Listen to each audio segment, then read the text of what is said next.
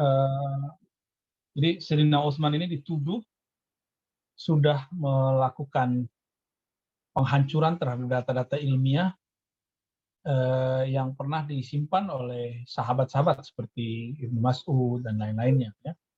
Jadi mereka punya asumsi sampai ke sana. Itu yang dibangun oleh John Wasbrough, ya, termasuk Arthur Jeffrey dulu ya, tapi nggak sampai kenceng banget dia ngomong. Yang agak kenceng itu John Wasbrough. Dia mengatakan bahwa ini kezaliman, gitu. Kebijakan Utsman ini tidak populer. Nah, ini yang kemudian mau kita eksplorasi dari kitab Al-Masahif ya. Coba saya buka Al-Masahif, ada nggak? Al-Masahif, sebentar ya. Oke, kitab ini Anda sudah print belum? Sudah Bu ya. Sudah semua, sudah punya. Ini kitab wajib ini Anda punya, karena orientalis saja punya semua. Masa Anda nggak punya kan? Harus punya semua ini. Oke.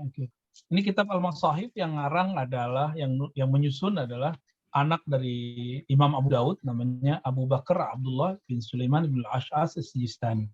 Mazhabnya Hanbali, karena dia langsung ambil ke Imam Ahmad bin Hambal, dan sempat berguru kepada Imam Ahmad bin Hambal, tapi ketika itu dia masih kecil sekali, jadi ketemu doang, masa belianya lah. Ya. Tapi hubungan antara ayah dan anak ini agak kurang elok, sehingga ada jarah, ada kritik dari ayahnya terhadap dia, tapi kritik itu tidak dianggap ya, itu tidak dianggap. Kita coba lihat misalnya sebelum masuk ke polemik itu, ada satu fenomena yang perlu Anda lihat, bahwa ketika Al-Quran mau dikumpulkan sebelum Utsman ya, apa yang menarik itu halaman 153 ya, bentar, 153.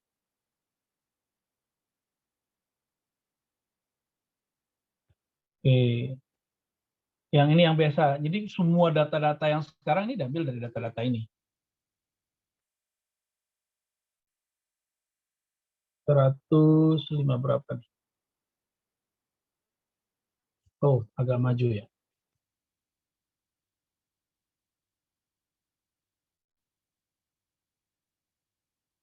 Anda pasti sudah sangat akrab dengan teks ini ya. Jam'u Abi Bakrin As-Siddiq radhiyallahu ta'ala anhu Al-Quran fil Masahib ba'da Rasulillah. Jadi pengumpulan Abu Bakar As-Siddiq. Nah, yang menarik itu bukan cerita sekedar cerita, tapi ternyata ada polemik di belakang ya. Ketika Abu Bakar dipuji, yang muji Sayyidina Ali. Ini menunjukkan bahwa Sayyidina Ali nggak ada masalah sama Abu Bakar. Sami'tu Aliyan yaqulu a'dhamun nas ajran fil Masahib Abu Bakrin ya, rahmatullah ala Abi Bakrin. Ya. Yang paling banyak dapat pahala masalah mushaf itu Sayyidina Abu Bakar. Nah, polemiknya itu terjadi ketika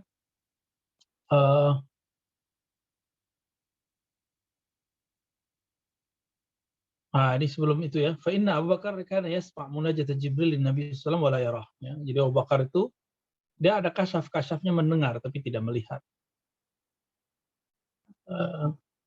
Kemudian nah ini yang jadi polemik ya.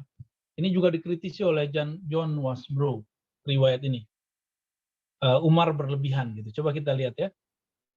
Akhbarani Ubaid bin Sabbaq anna Zaid bin Thabit haddatsahu qala arsala ilayya Abu Bakrin maqtala ahli al-Yamamah.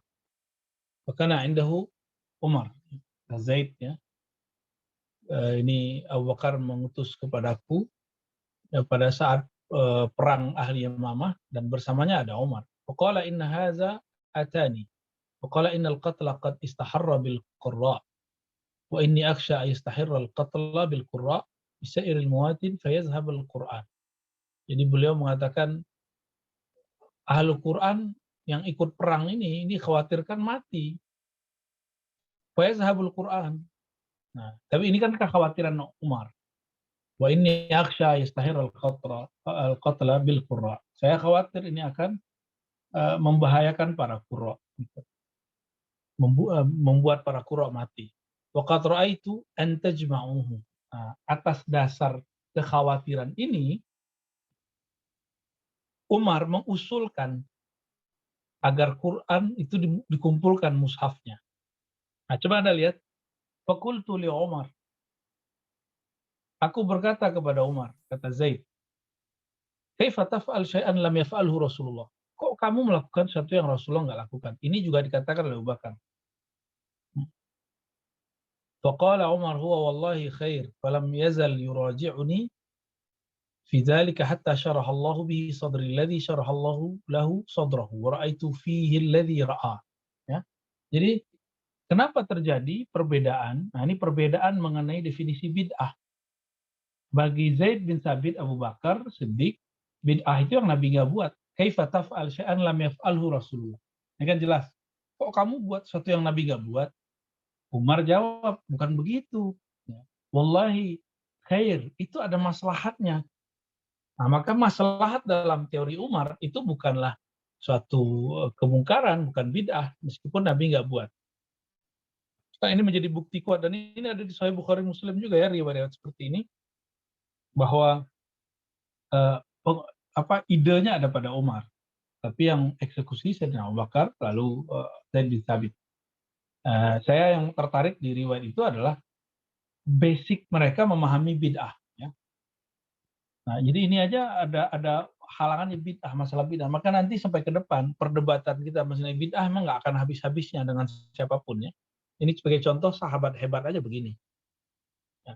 Tapi gimana biar orang terbuka? Falam yazal yuraji'ni. Nah, ini kata kunci ini. Senantiasalah dia memurojaahku, mengajakku ngobrol, ngajakku membuka pikiranku, mindsetku, sampai kemudian apa kata beliau nih? Syarahallahu sadri, Allah bukakan dadaku seperti Allah membukakan dadanya. Artinya dengan berdialog akan muncul transfer ilmu ya. Oke, ini satu model ya. Ini sama juga nih. Kaifa taf'alani syai'an la yaf'aluhu Rasul. Ini sama ya.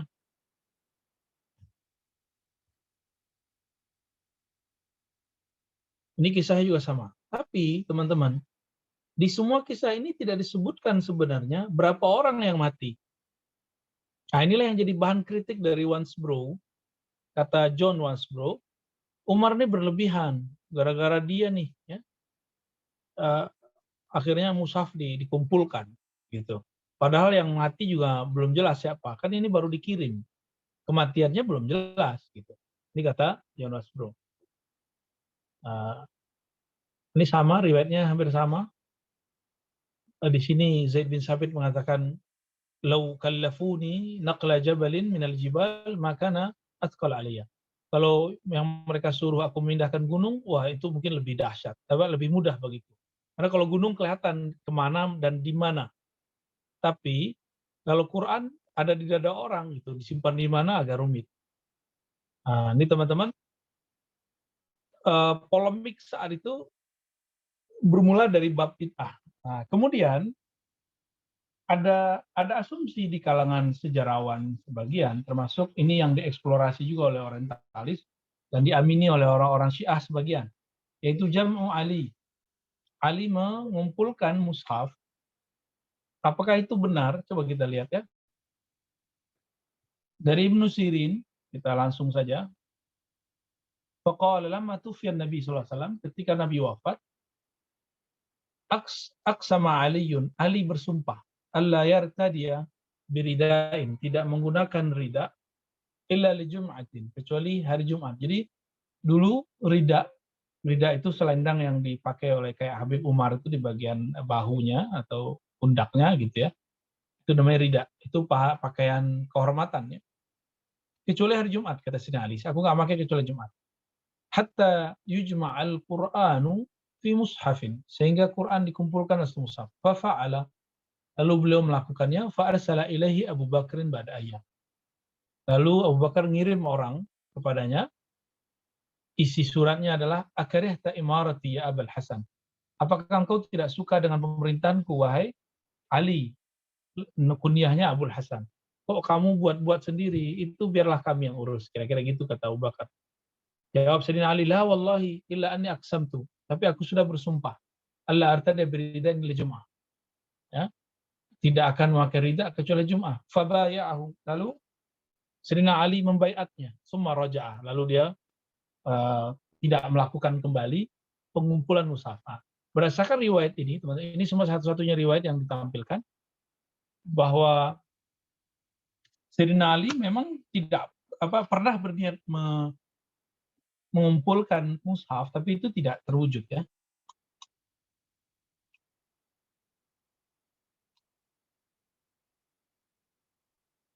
Oke, itu pun riwayat ini dhaif. Ya, riwayat ini nggak sampai derajat yang sahih, ya.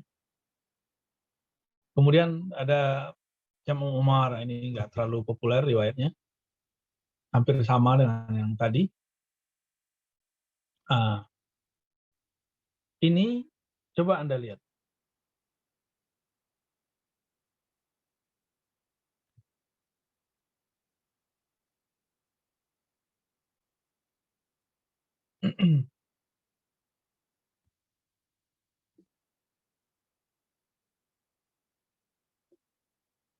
Ittifaqun nas ma' Utsman ala jam'il masahif. Kesepakatan sahabat bersama Utsman untuk mengumpulkan mushaf. Nah, Utsman saat itu sebagai khalifah. Nah, ini biasanya seperti ini. Apabila ada suatu kebijakan baru yang menurut pemimpin baik tapi tidak siap diterima oleh masyarakat, akan dicari kesalahannya, ya. Yang menarik itu di halaman 179. Kalau di sini kan disebut ittifaq, orang-orang semua sepakat. Nah, ini yang paling menarik. Coba Anda lihat. Ini yang dieksplorasi oleh John Wansbrough, Noldek, dan lain-lainnya. Coba Anda lihat. Karahiyatu Abdullah bin Mas'ud. Ini cara baca riwayat, ya. Oh, haddasana ini, Anda kalau bacanya, wabihi ilai qala haddasana. Gitu cara bacanya. Dengan sanad kami yang bersambung kepada pengarang kitab, beliau berkata, haddasana Abdullah, maksudnya beliau sendiri, qala haddasana Syu'aib bin Ayyub, qala haddasana Yahya bin Adam, qala haddasana Amr bin Thabit, qala haddasana Hubayb bin Abi Thabit, an Abi Sya'tha, qala kunna julusan fil masjid wa Abdullah yaqra.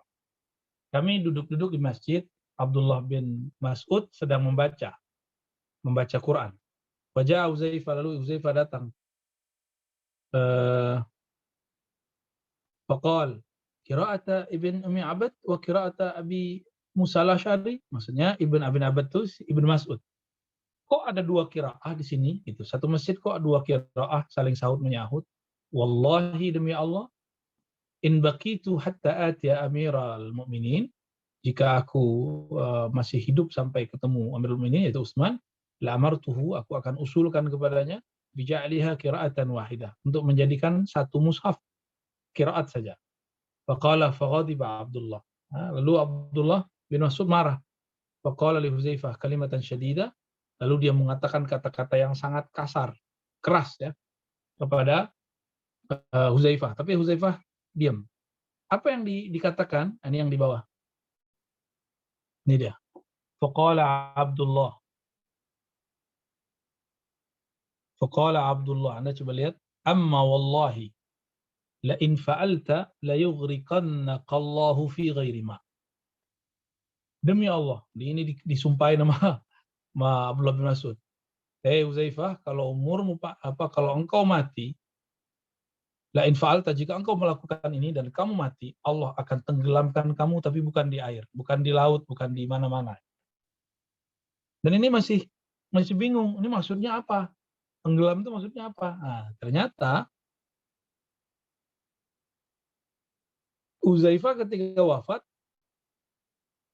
kuburannya tepi sungai, sungainya kemudian meluap ke atas dan kuburannya Huzaifah tenggelam, ya, maka disebut idzan taghriq fi ghairi ma, gitu. Ya, ini terjadi. Jadi sahabat nih marahnya segitu doang, nggak sampai melaknat, ya. Terus Kenapa Abdullah bin Mas'ud tidak suka dengan kebijakan Utsman? Karena Utsman melibatkan ketua kayak semacam menteri agamanya lah ya, atau ketua proyek pengumpulan Quran itu generasi yang di bawah Abdullah bin Mas'ud. Coba lihat. Nih, ini yang dieksplorasi juga oleh Luling namanya kalau di barat itu ya. Qala Abdullah, kita ringkas saja. Laqad qara'tu min fi Rasulillah. Aku membaca langsung, qiraah langsung, menerima langsung dari lisan Rasulullah 70 suratan. 70 surat. Wa inna Zaid bin Sabit, pemimpin proyek Utsman, Zaid bin Sabit, zu zaubatain ya. Zu zaubatain. Ya, yang ya mainan-mainan lah mungkin eh, kayak ya mobil-mobilan kalau kita sekarang atau layang-layangan gitu ya. Ya la'ab ma'asibyani, dia memainkannya dengan anak-anak. Jadi kata belum maksud tinggian sanad aku kali gitu. Jadi kalau kita buat misalnya sanad ya, eh, sanad beliau nih.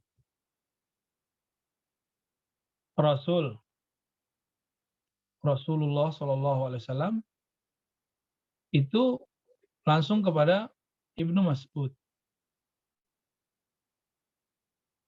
Rasulullah juga kepada Utsman. Rasulullah juga punya murid kecil yaitu Zaid. Tapi Zaid juga berguru ke Utsman.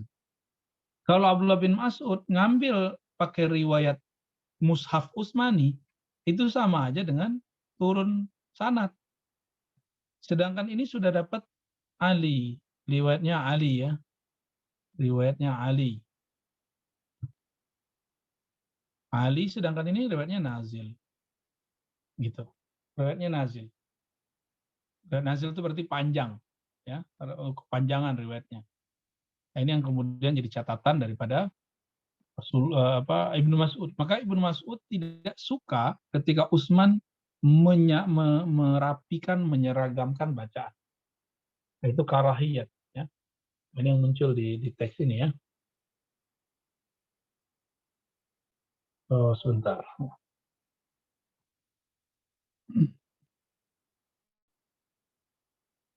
Jadi ketidaksukaan Utsman ini, kalau saya kan pernah belajar filologi ya, lumayan jadi peneliti naskah lumayan lama, tapi nggak selama Profesor Oman Fatur Rahman ya.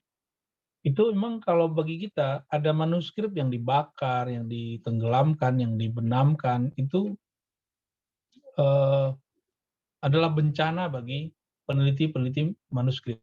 Nah, ini psikologi ini kemudian yang dipakai oleh mereka, oleh para orientalis, karena orientalis ini banyak yang ahli manuskrip, ya, ahli filolog. Oke, maka teman-teman ini terjadi pada Abdullah bin Mas'ud yang tidak rela, ya, riwayatnya banyak. Inilah yang dieksplorasi oleh mereka. Jadi Anda kalau nggak baca teks ini, Anda akan bingung dari mana mereka dapat data ini, kira-kira gitu. Data itu dapat dari kebanyakan kitab ini. Tapi ini yang paling unik bagi saya, ketika si pengarang kitab ini, penyusun kitab ini, setelah nulis tentang karahiyat, sekarang ridho. Jadi dia membuat semacam imajinasi bahwa Abdullah bin Mas'ud pun juga berproses. Anda coba lihat. Kata ridho nggak muncul dalam teks, tapi ini cuma boleh kita sebut apa ya? Asumsi saja, asumsi daripada pengarang kitab. Jadi dari dulu kita melihat ulama-ulama ahli hadis pun ada yang cara berpikirnya jauh. Jadi yang tertulis apa, yang dipahami apa. Nah, coba lihat. Bab ridha ya Abdullah bin Mas'ud bi jam'i Utsman radhiyallahu taala anhu al-masahib. Ridhonya Abdullah bin Mas'ud tadi karahiyah, sekarang ridho. Dengan mushaf yang dikumpulkan oleh Utsman. Nah, apa kata beliau? Anfil fil al-Jufi, langsung dari tengahnya baris ketiga, faza'tu fiman faza'a ila Abdullah fil masahif. Kami kemudian datang kepada Abdullah bin Mas'ud mengadukan persoalan mushaf. Fadakhalna alaih. Faqala rajulun minal qaum inna lam na'tika zairin. Lalu ada seorang yang ngomong, kami datang bukan sekedar ziarah. Lakin ji'na hina ra'ana hadzal khabar. Ketika viral kabar ini bahwa Anda ini tidak senang dengan bacaan, dengan sikap Utsman, maka kami datang ingin semacam klarifikasi. Faqala innal Qur'an unzila ala nabiyikum min sab'ati abwab. Al-Qur'an turun kepada nabimu dari 7 bab. Ala sab'ati ahruf, dalam 7 ahruf. Wa innal kitaba qablakum, sedangkan kitab-kitab sebelum kamu yanzil au nazal min babin wahidin, dari satu pintu ala harfin wahidin ma'nahuma wahid. Tapi maknanya satu. Beliau cuma ngomong itu oleh Abdullah bin Abi Bakrin, beliau mengatakan ini mengindikasikan bahwa beliau mengakui eksistensi bacaan Utsman sebagaimana beliau mempertahankan bacaannya sendiri. Ini yang kemudian diartikan sebagai ridho. Jadi memang kitab Al-Masahif ini tidak salah kemudian digoreng juga oleh orientalis karena pengarangnya sendiri agak sedikit liar dalam menafsirkan. Teksnya kan nggak menyebutkan dia ridho, tapi dia memahami saja bahwa ini tanda ridho. Oke, kira-kira itu apa ya. Jadi PR Anda nanti teman-teman, ini makalahnya ditampilkan pandangan orientalis itu, lalu Anda mau bantah silakan. Jadi jangan kayak ulumul Quran biasa. Jadi teks yang sama Anda olah dengan bahasa yang lebih cocok dengan mata kuliah kita. Barangkali itu ya yang dapat saya sampaikan. Gimana? Ini maaf nih lampu di ininya lagi rusak. Cukup ya? Ada yang mau ditanyakan? Iya, Bu ya. Kalau saya baca-baca di artikel-artikel jurnal-jurnal itu, Bang, ada banyak ya, Bu ya, terkait dengan asumsi-asumsi orientalis ini terkait dengan kodifikasi Al-Quran itu, karena yang pertama tadi karena dituduh Utsman tidak ada niat-niat politik gitu ya, Bu ya. Iya, iya. Kemudian ada juga tentang ada unsur-unsur lainnya. Maksudnya itu unsur-unsur apa ya di sini tuh? Kalau yang tentang mengutamakan bahasa Quraisy itu menurut Bu ya bagaimana? Itu sangat standar sih ya, sangat standar. Itu sudah populer, makanya saya tidak tampilkan. Gitu. Sebenarnya Utsman waktu dituduh seperti itu juga jawab ya. Dia juga menjawab apa yang dituduhkan kepada dia. Makanya kalau di bagian berapa tuh?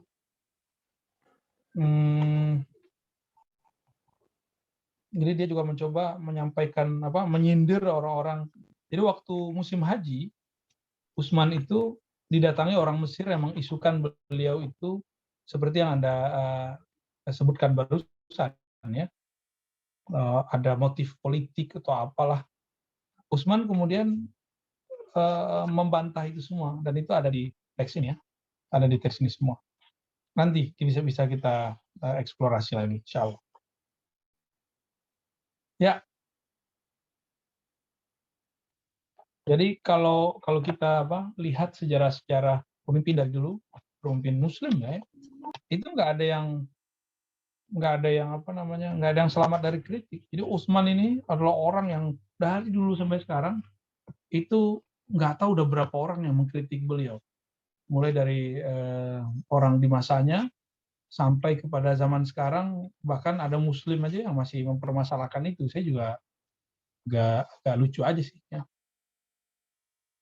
Dan beliau menjawabkan hak jawabnya dan mengkritisi kembali orang-orang yang tadinya ngata-ngatain beliau. Tapi tetap saja namanya isu berkembang terus. Ya. Kita nggak bisa memaksakan orang tuh senang sama kita semua. Apalagi public figure seperti Utsman, sekaligus dia sebagai pemimpin. Nah ini yang berat. Oke, gitu. Apalagi nih? Afni, yang lain? Jadi next tuh ke depan saya berharap sih modelnya begitu ya. Jadi kayak TikTok gitu. Orang itu ngomong apa, orientalis ngomong apa, lalu Anda eksplorasi, oh ternyata maksudnya nggak begitu.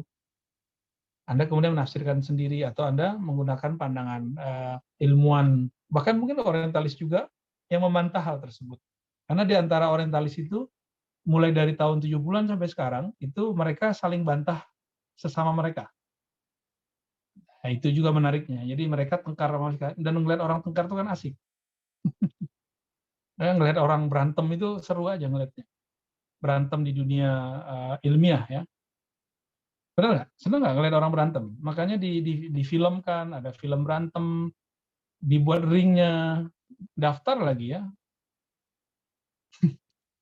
Kira-kira gitu. Makanya kalau kita lihat presentasi, datar-datar aja, tidak ada perseteruan di situ, ya kan? Perseteruan itu bukan berarti Anda harus berseteru dengan orang, tapi Anda bisa menceritakan eh, polemik sekitar yang Anda bahas. Kira-kira gitu. Oke, gimana? Yang lain?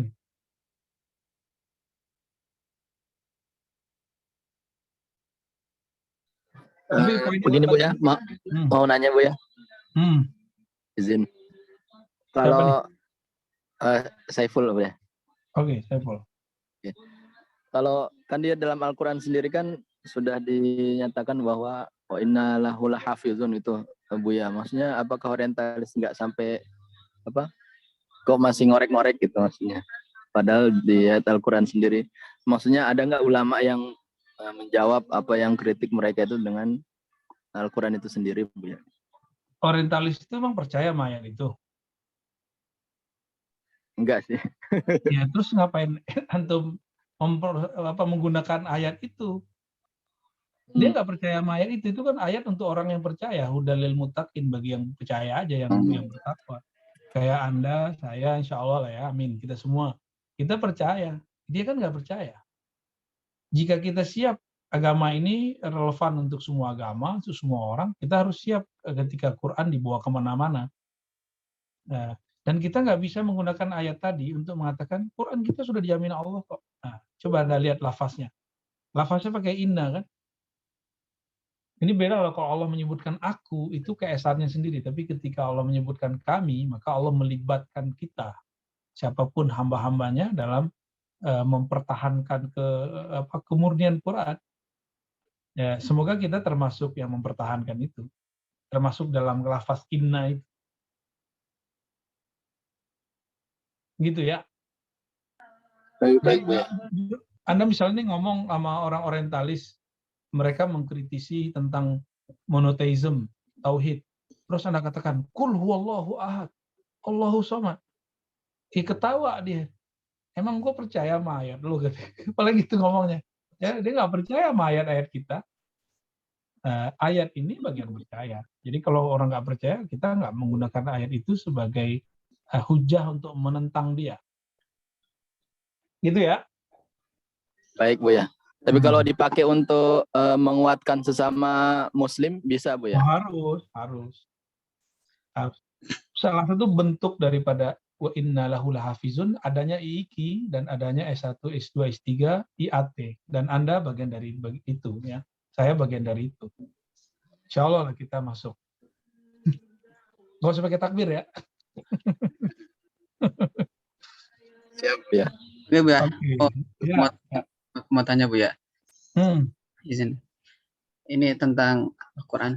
Berarti konsep pengkodifikasian Al-Quran itu tidak mutawatir Bu ya. Soalnya nanti orang-orang orientalis akan menjas bahwasanya Al-Quran yang kita pegang itu nggak mutawatir. Maksudnya Berarti itu. mutawatir itu apa sih? Istilahnya ya jalur sampai Rasulullah gitu. Itu mutasil. Oke, coba gini. Kayakkan banyak orang Bu ya. Ya, John once bro, Yosef Sak hadis ya. Jadi ada John once bro. Kalau nggak salah gini namanya. Ya. Dia bilang apa? Quran itu nggak ada di masa Nabi. Quran itu produk abad kedua atau ketiga Hijriah. Ya, abad ya. Abad ketiga Hijriah. Kira-kira begitu, dia ngomong begitu. John Waspro yang ngomong. Di dalam ilmu hadis juga ada namanya Yosef Sakh, ya, sama Yosef ya, Sakh, kayak gini kalau nggak salah namanya. Dia juga bilang hadis itu nggak ada, itu buatan ulama abad kedua dan ketiga, sama persis. Nah, ini dibantah oleh orientalis sendiri. Yang membantah namanya John Burton. Kata John Burton, Quran yang sekarang itu sudah ada semenjak Nabi hidup. Nah, tapi John Burton nggak percaya kalau Quran itu dari Allah, tapi buatan Nabi gitu aja. Jadi kita nggak senang-senang dulu kalau John Burton ngomong. Nah, sistem yang dibuat oleh Utsman, jadi bedakan Al-Quran berbeda dengan mushaf. Ada sejarah Quran, ada sejarah mushaf. Anda jangan ketukar-tukar. Quran itu riwayatnya mutawatir. Sedangkan mushaf itu adalah kebijakan Utsman yang juga mutawatir. Tapi ini ada kebijakan pemerintah. Jumlahnya cuma 7. Mutawatir kan lebih banyak. Nah, riwayat bacaannya mutawatir. Nah, kalau mushafnya cuma 7 waktu itu. Jadi ini dua hal yang berbeda. Sejarah mushaf dengan sejarah Al-Quran. Itu ya, jangan disamakan. Oke, saya rasa cukup bagian ini. Ada lagi? Gitu, imam. Ente lagi tidur aja jadi imam ya? Ya, insyaallah. Oke, khair imam. Ada yang lain?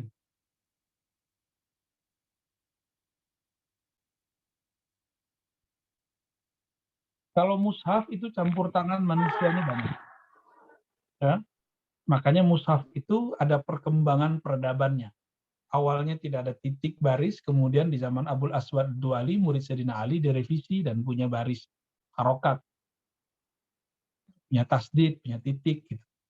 Berkembang sampai sekarang. Maka dalam hal ini ilmu aksara mesti berkembang, tapi yang diaksarakan dia bacaannya sama. Gitu. Saya ingat ada aplikasi khusus tentang Quran yang masih versi awal, yang nggak ada titik itu sudah didigitalkan itu. Jadi ada versi Quran digital alam Mushaf Utsmani awal. Itu sudah ada. Ya. Oke, ada lagi?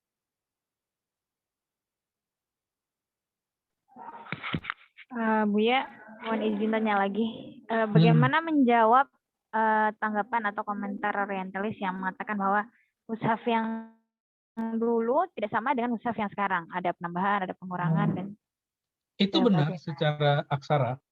Jadi yang berbeda itu adalah bukan tanda bacanya, apa istilahnya? Fonetik, apa sih namanya? Tanda bacanya yang berubah. Sedangkan mushafnya nggak berubah. Yang ngomong beda itu kan Luling itu yang saya sebut. Gunther Luling dia mengatakan mushaf, bahkan dia lebih gila lagi imajinasinya. Quran yang ada ini sudah berbeda dengan Quran yang dulu. Jadi dia punya teori, ini saya sebutin ya. Ada Gunther Luling. Apa teori dia? Mushaf sekarang, mushaf Anda ini, dia menyebut ada Quran yang sekarang ada sebelum Quran ini disebut dengan kurang ya. Itu berarti Quran sebelum Quran. Jadi Quran yang sekarang dengan Quran. Quran itu isinya adalah tembang-tembang Nasrani. Karena dia menemukan fakta-fakta aneh. Gitu. Tapi ternyata ada pemaksaan. Dikritik lagi oleh Reynolds. Nah, yang sekarang itu tidak sama. gitu kata dia. Ya nggak sama dengan yang dulu, kira-kira begitu. Tapi Guntur Kululing imajinasinya kelebihan. Bagi dia Quran itu adalah tembang-tembang Nasrani yang diarabkan, yang diplagiasi oleh Nabi Muhammad. Ini tidak benar ya. Anda yang saya sebut-sebut ini silakan disimpul-simpulkan sendiri, dicatat sendiri ya. Mungkin nanti nggak tahu diulang tidak. Oke, gimana, Afni? Ya, baik. Oke, Fer, semuanya udah? Ada yang lain? Berarti konsep kesakralan Al-Quran itu dari lafadznya, Bu ya, bukan dari mushafnya. Ya makanya kita mempertahankan hatta liyum talaqi bil Quran. Karena talaqi bil Quran itu akmalul musalsalat, musalsal paling sempurna, menirukan guru secara sempurna dalam ilmu riwayat lebih sempurna dari musalsal ahlul hadis. Ahli hadis ini misalnya kan ada musalsal bil rahmah, ada bil awliyah bil rahmah, sama ada bil mahabbah, ada bil aswadain, bil asa, itu parsial. Tapi kalau Quran kan utuh. Jadi Anda kalau nggak talaki Quran cuma lewat online ya salam. Apalagi lewat YouTube tuh. Ya nggak dapat apa-apa, apalagi cuma lewat MP3. Jadi kita nggak ngelihat mulutnya bergerak, apa yang terjadi. Itu sanadnya munqati'. Ya. Jadi sakralitasnya ada pada lafaz yang diriwayatkan. Kalau cuma tulisan kan orientalis yang pertama kali nyetak Quran. Yang pertama nyetak itu Jerman dan Italia. Anda bisa bayangkan orang Islam kemana? Anda waktu itu belum lahir, saya juga belum lahir. Ya mereka udah duluan mengkaji Quran. Dicetak lagi bagus-bagus. Masya Allah. Jadi kita ini harus berterima kasih juga sih sama orientalis. Kan mereka yang nyetak Quran kita yang pertama kali. Walaupun mereka punya kepentingan sendiri, ya biarin aja, kita punya kepentingan sendiri juga ya. Coba tunjukin, Anda udah punya kitab belum? Al-Masahif? Punya? Mana nih? Oke. Good. Nanti saya kasih sanadnya insya Allah ya. Kalau saya masih ketemu sanadnya nanti saya kasih. Baik. Izin bertanya, Bu ya. Silakan. Hikmatul. Mungkin apa sih apa ya? Nggak tahu sih ini pertanyaannya sopan apa enggak. Apa alasan Sayyidina Utsman memilih Zaid bin Thabit sebagai ketua? Pas ternyata Ibnu Mas'ud standarnya itu lebih ahli gitu. Gimana? Ya. Kan itu ada di riwayat tadi. Kalau coba dibuka lagi yang tadi saya sebutkan, Jam'u Utsman. Kemudian di Jam'u Abu Bakar. Di Jam'u Abu Bakar dan Jam'u Utsman itu sama. Ketika jadi ada tahapan pengumpulan bahan di zaman Abu Bakar dan Umar, lalu ada tahapan pengumpulan dalam mushaf yang baru. Ada kalam di situ dari Umar kepada Zaid. Wahai Zaid, dulu kamu adalah penulis katibul wahyi. Nah, kalau di riwayat yang setelahnya disebutkan anta syabun, kamu masih muda, masih energik, dan yang kedua kamu pernah menjadi katibul wahyi. Nah, dua rekomendasi dari Abu Bakar dan Umar ini kemudian dikeluarkan kembali rekomendasinya oleh Sayyidina Utsman. Kenapa nggak Ibnu Mas'ud? Ibnu Mas'ud sudah tua. Ibnu Mas'ud itu wafatnya tahun 33. Ya deketan sama Utsman. Deketan. Seandainya disuruh Ibnu Mas'ud ya sangat-sangat mustahil jadi. Karena orang tua itu kan, mohon maaf ya, sulit menerima perubahan.